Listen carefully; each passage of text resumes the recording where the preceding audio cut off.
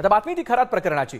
प्रतिभा चाकणकर यांना पोलिसांनी नोटीस पाठवली आहे। प्रतिभा चाकणकर यांना शिर्डी पोलिसांनी ही नोटीस पाठवली आहे। भोंदू अशोक खरात प्रकरणात प्रतिभा चाकणकर आज शिर्डी पोलिसांनी ही त्यांना नोटीस बजावली आहे।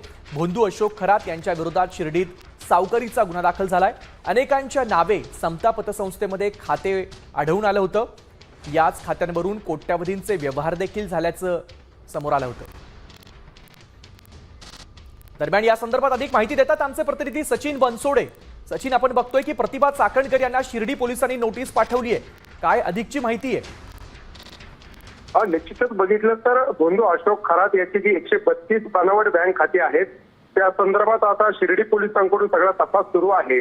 आणि एकट्या समता पतसंस्थेत या भोंदू नॉमिनी असणारी तब्बल 100 बँक खाती पोलिसांना सापडली आहेत। आणि त्यात रुपाली चाकणकर यांच्या बहीण ज्या आहेत प्रतिभा चाकणकर यांच्या नावाची 2 खाती आहेत, तर त्यांच्या मुलांची नावाची 2 खात्याची 4 खाती या चाकणकर कुटुंबीयांच्या नावे सापडलेली आहेत। आणि त्यामुळे आता शिर्डी पोलिसांनी प्रतिभा चाकणकर यांना नोटीस पाठवलेली आहे। खरं तर त्यांच्या 2 पत्त्यांवरती ही नोटीस पाठवण्यात आलेली आहे आणि नोटीस मिळाल्यानंतर त्यांना पुढील 5 दिवसात शिर्डी पोलिसांनी चौकशीसाठी हजर राहण्याचे या ठिकाणी निर्देश दिलेले आहेत। त्यामुळे आता नोटीस मिळाल्यानंतर प्रतिभा चाकणकर किती दिवसात या चौकशीला हजर राहतात आणि या बनावट खात्यांसंदर्भात त्यांचा नेमका संबंध काय याबद्दल शिर्डी पोलिसांच्या तपासात समोर येणार आहे। धन्यवाद सचिन दिलेल्या या महत्त्वपूर्ण माहितीबद्दल।